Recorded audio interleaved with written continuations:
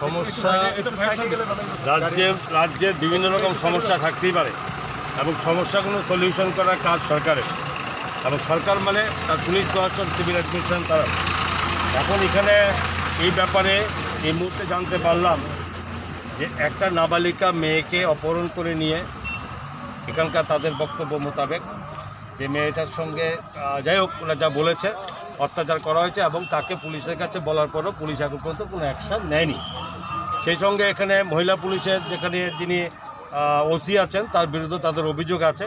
তো সব কিছু আমাদের এখন শোনা কথা জানলাম। তো সরকারের এটা স্বাভাবিক কথা, রাস্তা অবরোধের এইটা জন্য যেটা মানুষের অনেক অসুবিধা হয়েছে, এটার জন্য অবশ্যই আমরা দুঃখ প্রকাশ করছি। এবং সেই সঙ্গে এতটুকু ঠিক যে পুলিশ তার অধিকার সম্পর্কে যদি সঠিকভাবে তার প্রতিপালন না করা হয়, তার জন্য সে আইনের বাইরে নয়। একটা অপরাধী যেমন আইনের বাইরে না হতে পারে না, তেমনি একটা পুলিশ অফিসার বা সরকারি কর্মী যদি অন্যায় করে সেও আইনের বাইরে হতে পারে না।